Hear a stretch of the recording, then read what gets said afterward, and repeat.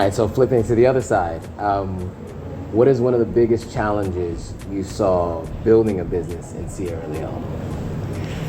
Or what are some of the challenges maybe? Well, there's, you know what? Starting a business anyway is hard. Sure. You know, absolutely. there are the stats that, I don't know, maybe 70-80% of startups never actually succeed. Right. So Sierra Leone is not unique in those, you know, under those circumstances.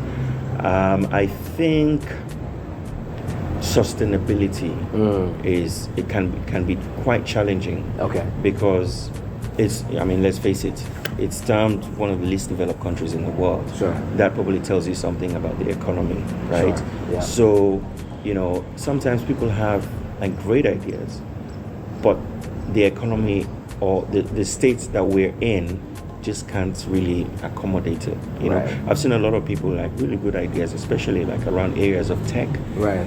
But it's, you know, it's hard to do maybe in a place where, you know, for example, internet penetration is not the best. Right. So, Yeah. you know, or people are just not really used to tech stuff, you know. Right. So I think finding something that connects with the market is really, really important. Right. And that's why you have some of the businesses that still do well here are things like maybe around like basic commodities, Right. like rice, medicines, provisions, security.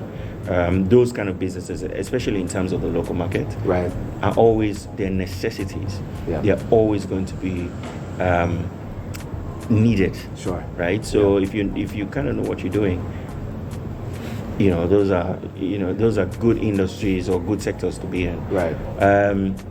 You know, you also have people who rely on things like government contracts, right? Sure. That's a whole nother conversation. Absolutely, yeah. You know, if you know what you're doing, maybe you can use that as a base to build a sustainable business. But sometimes that kind of changes from one government to the other. Next. Absolutely. So it just sort of depends. Okay. Like for us, I think because we're more services based, Right. and it's almost like there's two sides to what we do, right?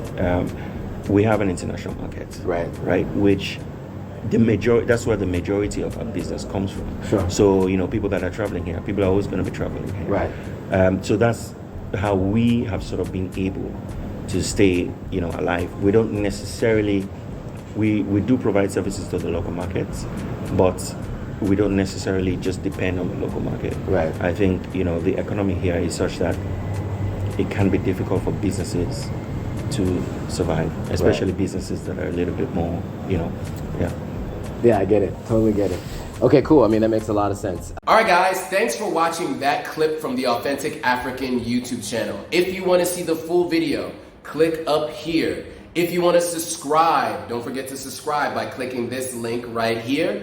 And if you want to see anything more from the channel, then you want to click down here. All right, guys, thanks for watching. See you all in the next video.